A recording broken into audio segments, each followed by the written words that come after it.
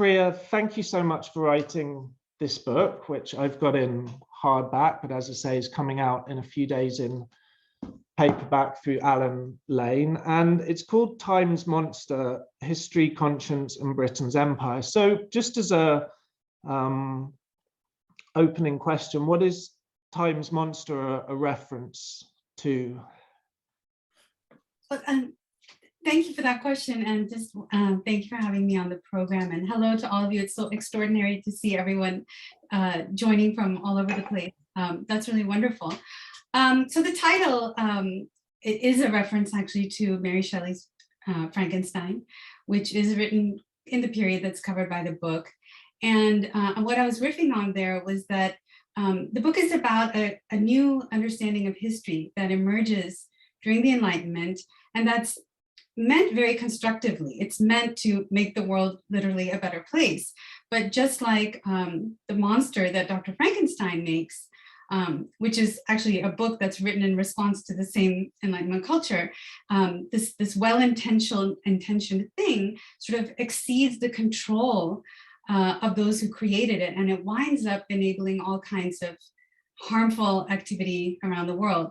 And so it's the story of how, where that monster came from, and that particular understanding of history, the harm it did, and then how we have tried to, put it to bed and invent new ways of thinking about history. Okay, so I mean, one of the things I was thinking as a sort of part of the opening thing was thinking about, I suppose, what we call meta historical questions. What is someone doing when they claim to be doing history? What is the methodology of the historian? What is the nature of the object of historical inquiry? So we don't need to look at all of those, but I think one of the things I'm interested in is, which I think is a very much a central focus of your book, is the public role of historians and the ways in which that has shifted between the time that you're talking about, with the rise of it as a particular, I don't know if you'd want to call it a methodology or a framework for knowledge production in the 18th century through till today. So what do you feel is the role of history in the public sphere, and how has that shifted in the period that you account for in the book? Yeah, it's sort of the question I've been tussling with as a historian myself in my career, since the late 90s. And writing this book was really helpful to me personally to figure out, like, what am I actually trying to do here? What is my agency as a historian? What could I even do as a historian?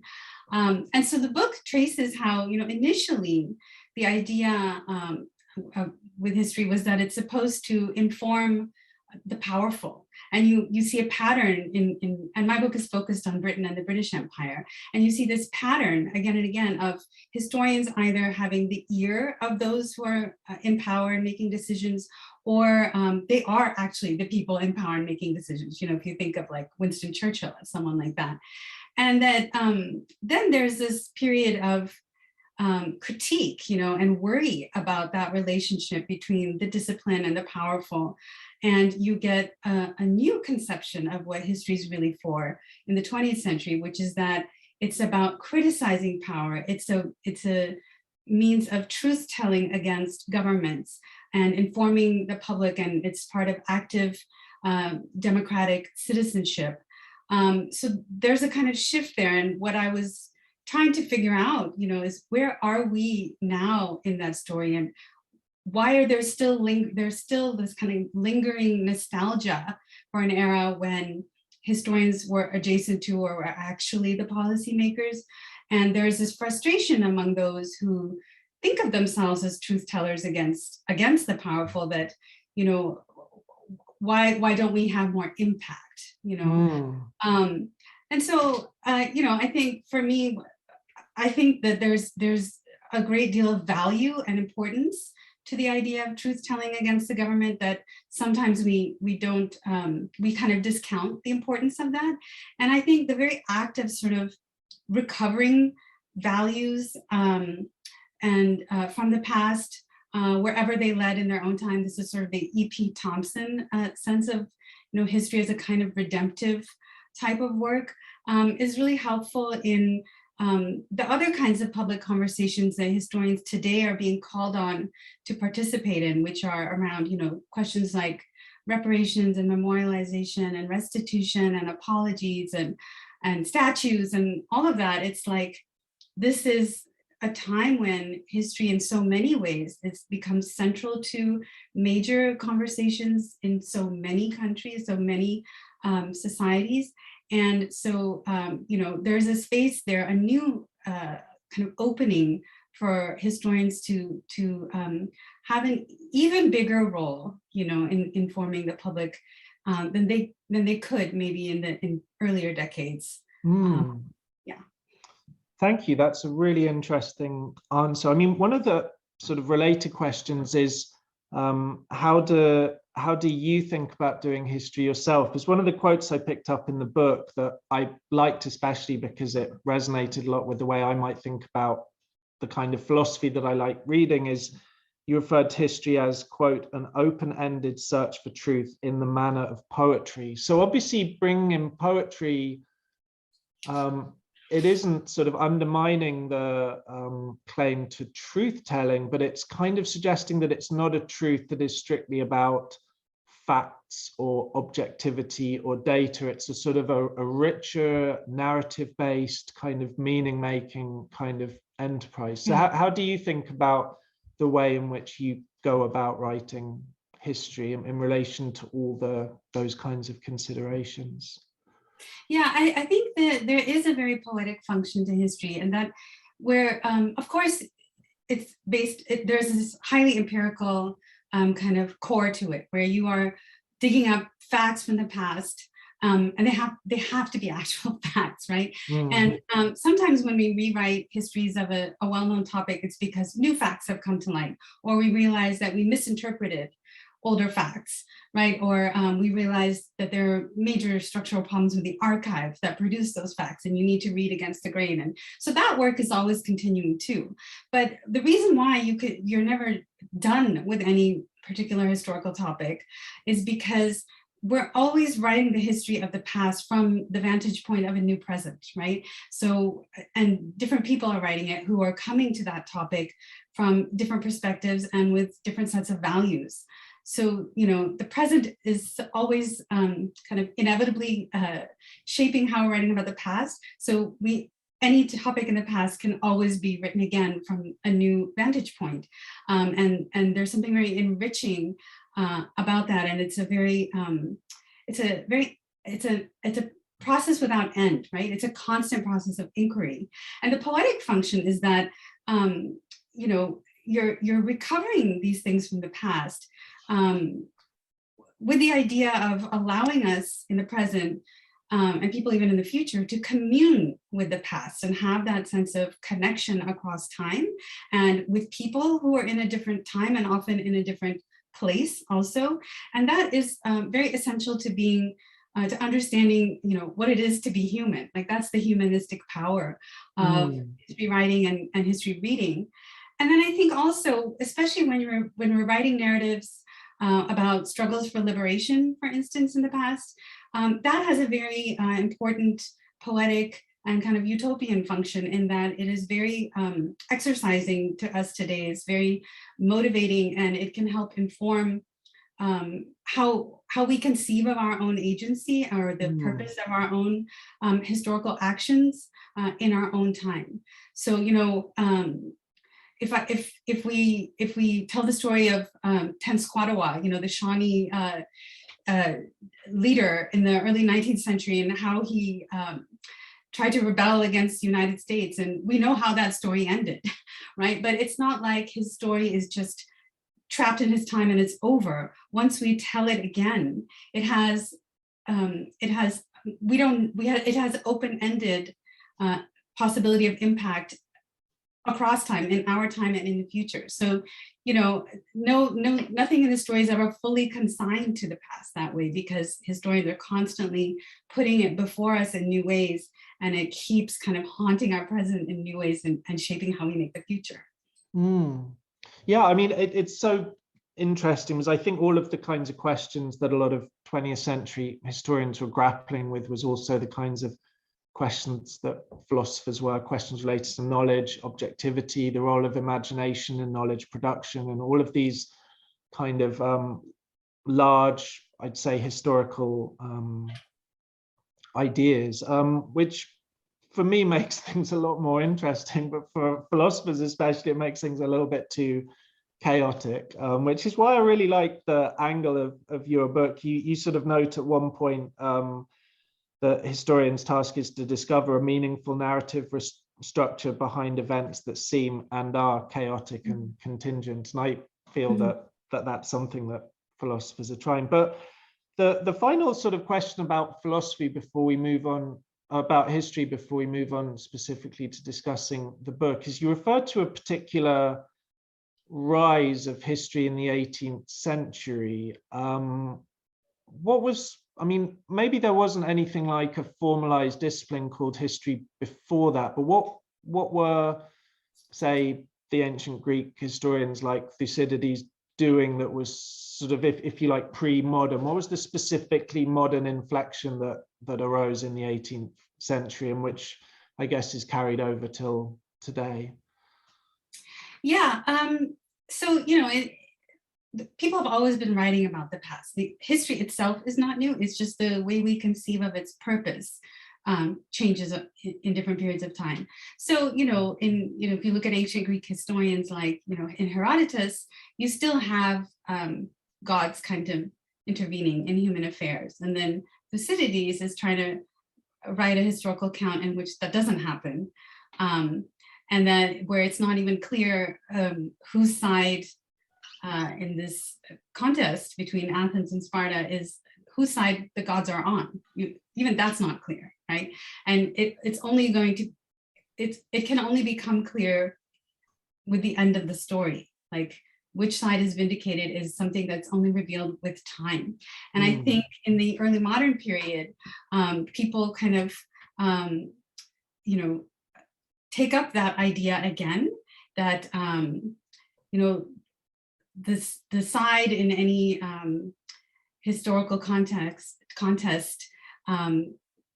that is morally superior, it's not always obvious in the moment, and that this is something that only time can tell, that history can judge. That phrase of the judgment of history, or vindication by history, it gets taken up in a new way in the 18th century.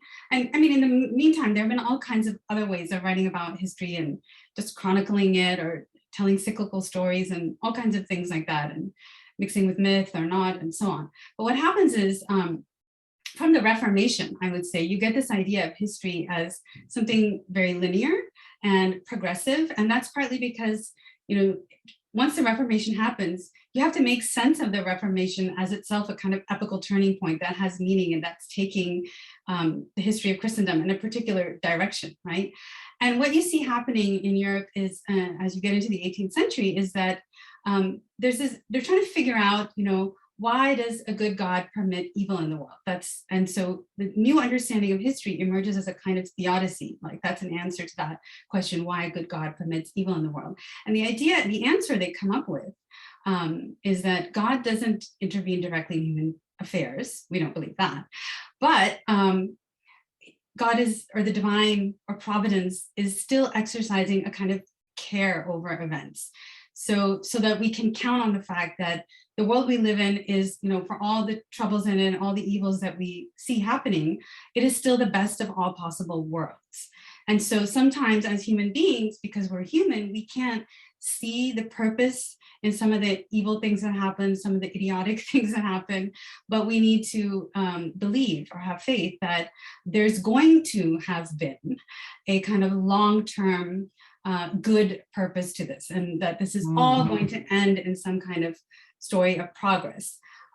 Because if, you know, as someone like Kant was saying in this time, like, if you didn't believe in that idea that this is going to be a narrative of progress, life on earth would feel so hopeless and meaningless. You would think there's no purpose and meaning to human existence, and that you can only find meaning, you know, in the afterlife, not in this world.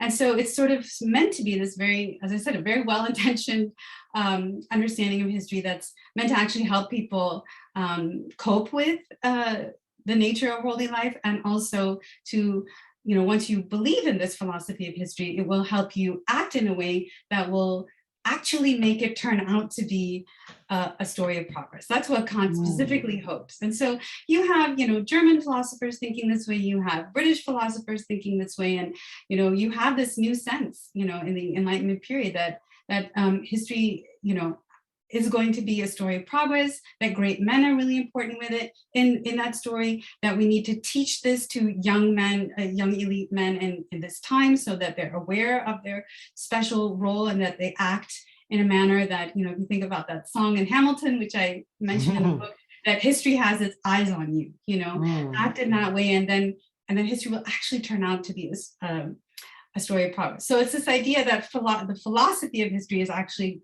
if you have the right philosophy of history, that's actually going to shape how history actually unfolds. Thank you. So you mentioned there are a number of elements of what you refer to as the sort of dominant historical sensibility in the 18th century. So, for example, a narrative of progress. I suppose that the initial question I had was, could you say something a little bit about the sensibility bit in there? Because I guess when I think of sensibility, I'm thinking of something more than just like a worldview, something purely cognitive, something that is sort of reasoned or based in belief. It's almost like it could be like affective, it could relate to emotions. It could almost be a sort of a background within which a world makes sense. Do you see the historical sensibility that you describe as something that reaches all the way down within the lives of the people at the time, beyond just being, a collection of facts or beliefs of a cognitive variety? Yeah, no, the word I use the word sensibility because it is something beyond, the kind of just a cognitive function of what history is about. It's not just about acquiring knowledge about the past. It's about how you govern your emotions and your kind of moral sentiments in understanding the past and understanding your own role in making the next chunk of the past, right?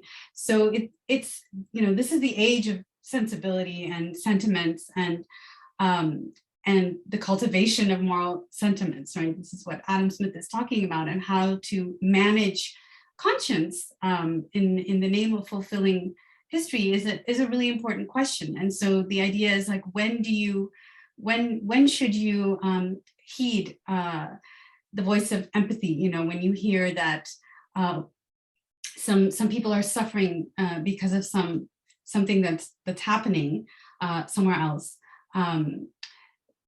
or when do you heed that, and when do you know that you're supposed to stoically sort of just know that suffering could be part of a necessary evil that's ultimately going to be forwarding progress. So studying history is supposed to help you understand when, I'm going to sneeze, sorry,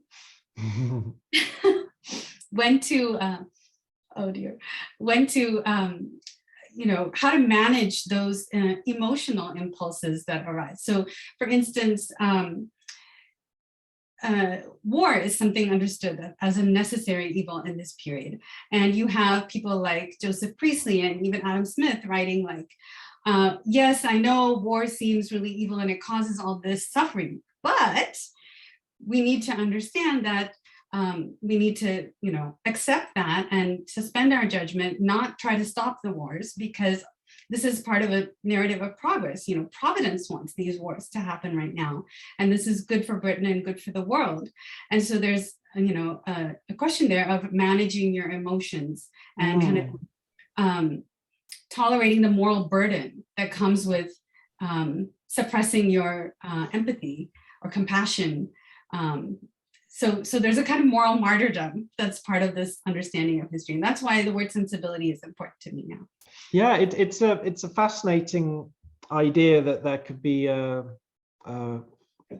that history could shape such a broad scope of someone's life. I mean, I was going to bring in Samuel Galton. So I haven't read the book Before Time's Monster.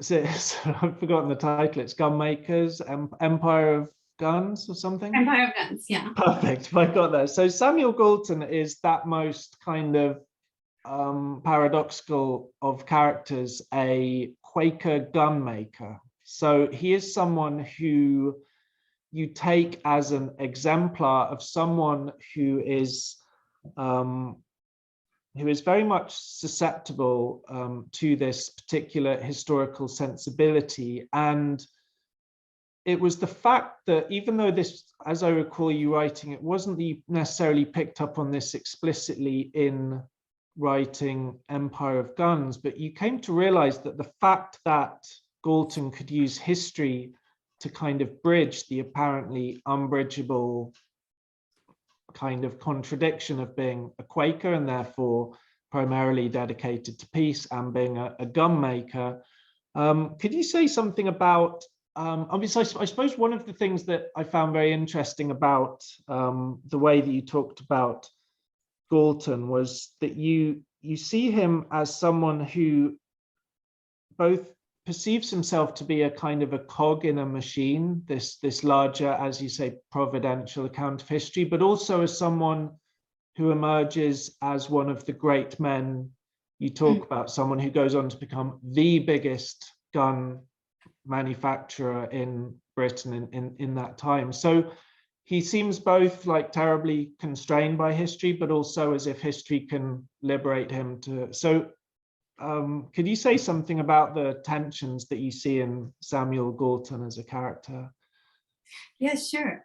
Yeah, Samuel Galton wouldn't leave my brain alone after I wrote Empire of Guns was a book about the Industrial Revolution, and I used Galton to kind of make an argument, because this is the argument he made, that military contracting was driving the Industrial Revolution. And he said that, you know, when he had to defend himself as a Quaker who was a military contractor, he said, there's nothing I could do in industry that wouldn't have something to do with war. So even though that obviously violates Quaker principles.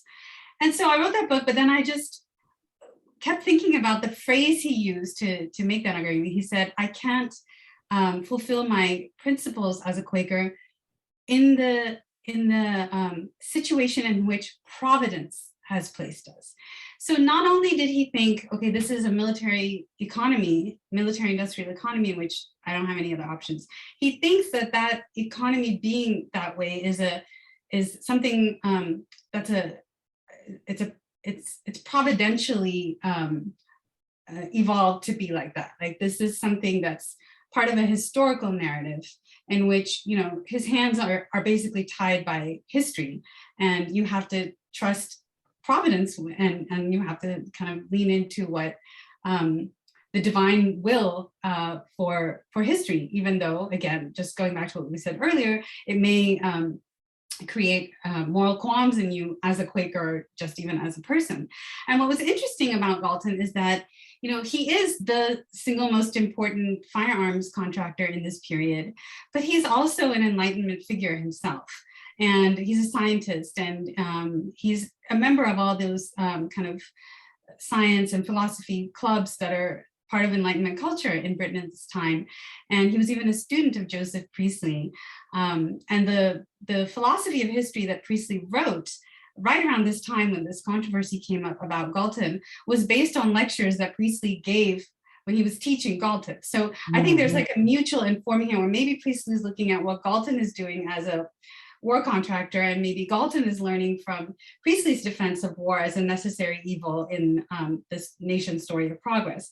And so he was a really helpful figure to think with, because he's showing in a very obvious practical way how a certain understanding of history had an enormously practical impact. And because he's a Quaker who's forced to kind of articulate this ethical paradox that he's facing, it just sort of opens up everything. He opened up everything for me to be able to see how this idea of history enabled a lot of regrettable things that unfolded in the 18th century, like all the wars of conquest in that period.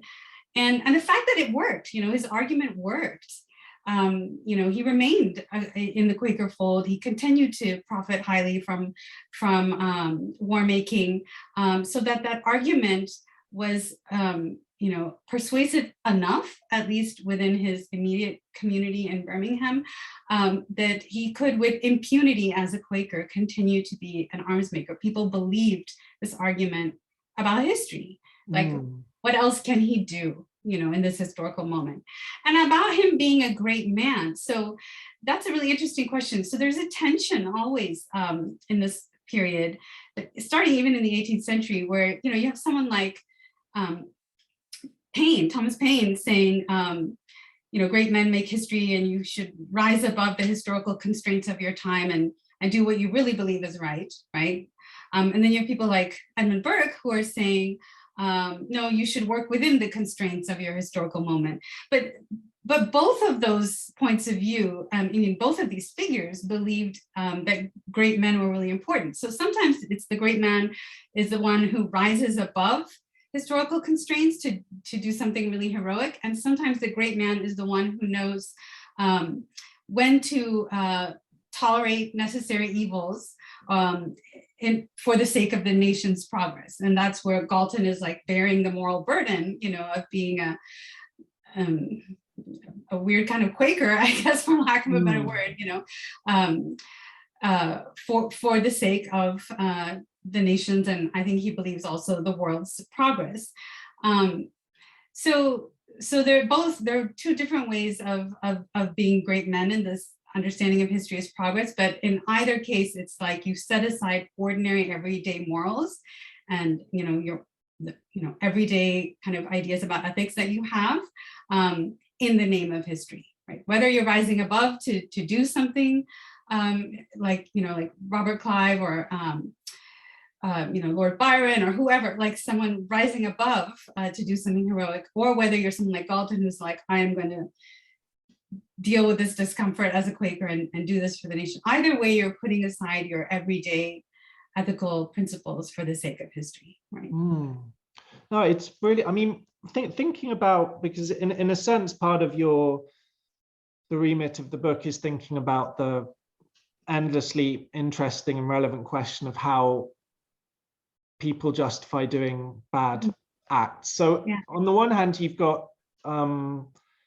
people who do bad things for bad reasons. That's sort of one model. And then you've got people that do bad things because they haven't really thought about it. They haven't really interrogated their conscience. And I suppose the classic 20th century exemplar of that is Adolf Eichmann, who you reference at some point. But the focus of your book primarily is the second category, which is people who do bad acts as a means to a good end. And what's really interesting is that almost all of the I think we're now moving on from Galton to the way in which the sort of Galton paradigm underpins the mindset of the imperialists, the colonizers, and the people that you talk about. For example, John Stuart Mill is an obvious example. Is someone who was actively interrogating their consciences and yet used this sort of historical justification to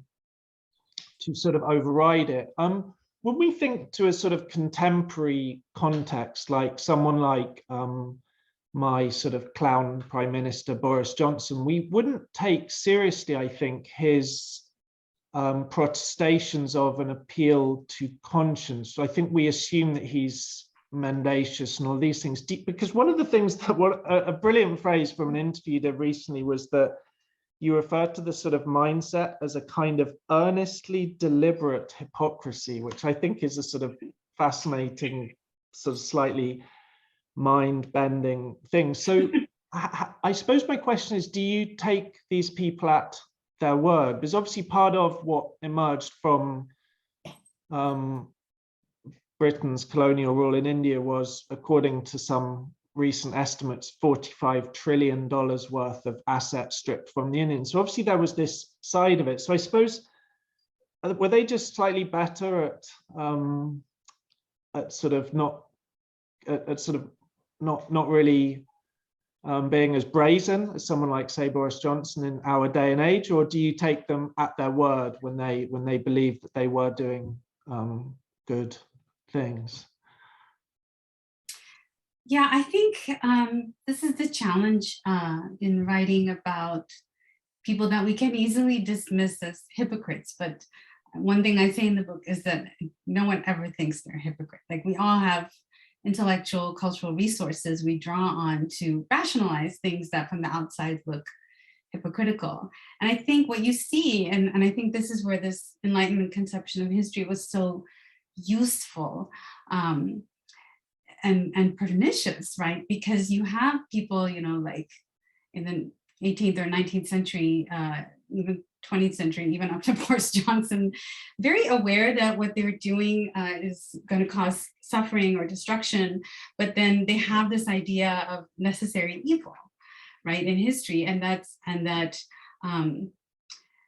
you know, especially for the British, you know, this idea of stoicism is so important to notions of masculinity and like the stiff upper lip and kind of dealing with that moral burden. And I think even a figure, you know, like James Bond, I think he really captures that too. And it's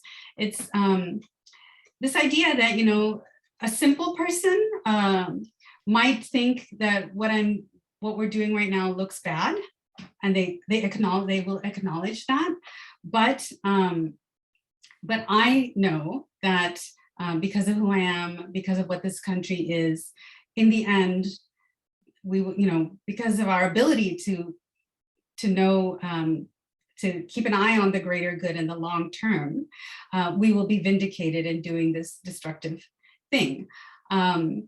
Because they're starting from the premise that evil can be necessary to progress. So the stage is kind of set to justify almost anything in the name of progress, including genocide. As you get into the second half of the 19th century, especially, you have that being spelled out unapologetically.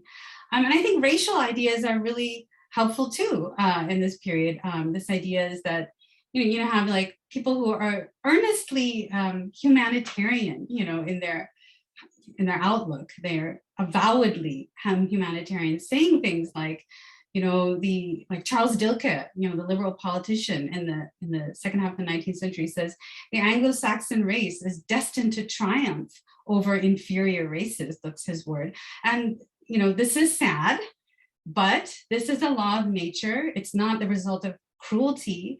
And so because it's something natural that history wants to happen, we have to accept this as a blessing to all mankind, right? And so it's not our job to stop the destruction of those inferior races. And he could be easy in conscience while also acknowledging that it is unfortunate to, you know, to see that some people will have to suffer. So there's a compatibility there between, you know, compassion and tolerance of absolute destruction, right? And I think diaries are really interesting actually as a source for figures like this, because sometimes, you know, and I think they become really important literary spaces, because people who are very conscious of themselves as aspiring great men or actual great men, like someone like William Gladstone or even George Orwell, like they write these diaries, and at some point you know that they know that their diaries are not going to be private, right? But they're going to be really helpful. Yeah, they're going to be really helpful in kind of humanizing them and absolving them ex post facto, you know, for whatever necessary evils they participated in. And it's where you can confess, like Gladstone did, like, I'm really uncomfortable with what I signed off on today, but I know it's necessary for the progress of history. So he looks compassionate, he is compassionate, but he feels like he has to suppress his ordinary moral qualms to serve this bigger historical purpose. That's really, really interesting. So we'll turn to questions in a second. I think some people may, I haven't really been checking the chat so that my eyes aren't constantly flitting back and forth. But if you've sent a question to the chat, please could you send it to the Q&A, as that's what I'll be using. But one of the final question, I suppose, is sort of bringing us up to date. So even though, I mean, first of all, it's worth saying that there's so much in this book, and I think we could have chatted for hours and hours. So it's just one of those things. It's an incredibly rich book. But one of the things that I found interesting, even if maybe not surprising, is, so one of the things you talk about is the rise of this new model of history, which you mentioned a little bit at the beginning, something that isn't so much a justification of power or a sort of guide to exercising power, so much as a critique of power. So, for example, decolonial history, anti-racist histories, and so on. And given that those have arisen, and given that there is much more of a public response against, I suppose, that the colonial mindset and the sort of what was done, I was interested that you write that you believe the historical sensibility that enabled imperialism is still intact despite the seeming end of empire. I guess it probably isn't intact in the same way, where it's unlikely to meet with great protestation, but obviously you think that something or some elements of it are still there and maybe will sow the seeds for future behaviors. What did you mean by that phrase, or which bits are you picking up on there? No, I'm glad you asked that, because I realized I didn't fully answer your question about Boris Johnson. So maybe we'll get some of that here. Yeah, I mean, even though there was this new idea about, what history should be for in the era of, right after in the era of anti-colonialism, really, and the world wars, which kind of casts a lot of doubt on, whether history is going to be about progress, right? Once you have the Holocaust, that's a dubious kind of belief to hold on to. But I think what happens is that decolonization happens in the context of the Cold War.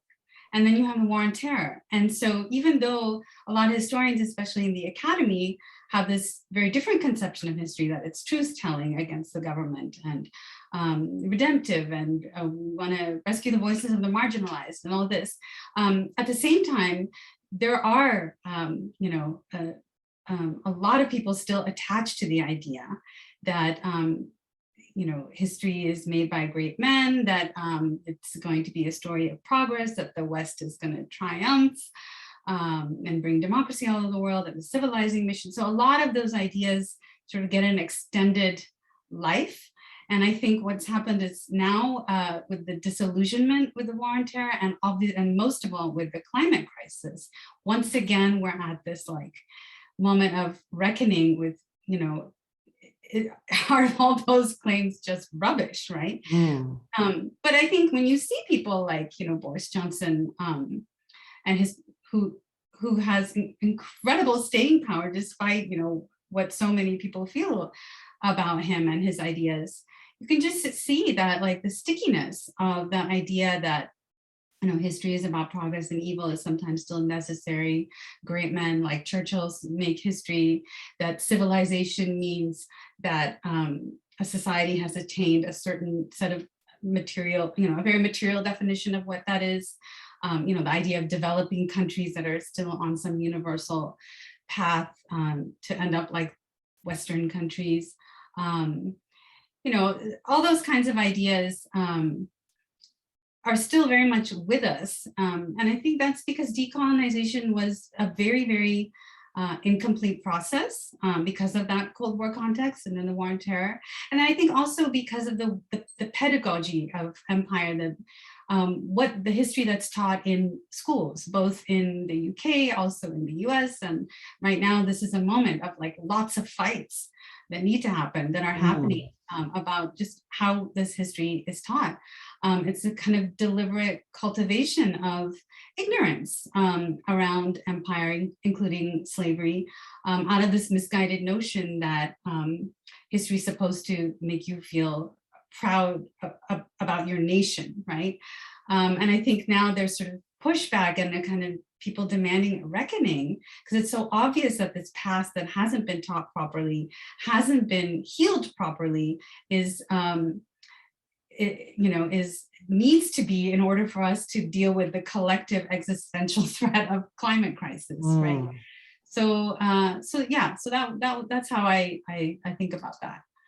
Thank you, Priya. So, I mean, this relates to a question that popped up in the chat, which I think when you're talking about decolonizing minds, in sort of short, the question is, well, they mentioned that you mentioned reparations earlier. And so the question is, what do you see as the scope of what's involved in reparations and the main obstacles to them? Because you're mentioning sort of decolonizing the mind. That's a little bit more than just sort of saying sorry, for example. Yeah. No, I think the reparations conversation is really helpful. And it's not something new. First of all, it is something that's been on the table since at least the 19th century. So that's one thing to be mindful of. And it's on the table because, as I said, decolonization was incomplete, and the full kind of moral, political, cultural reckoning with the history of empire never really happened. And that's why we've had more empire and things like, the invasion of Iraq, and kind of forgetting about empire. And as long as that kind of reckoning doesn't happen, the people who suffered from empire,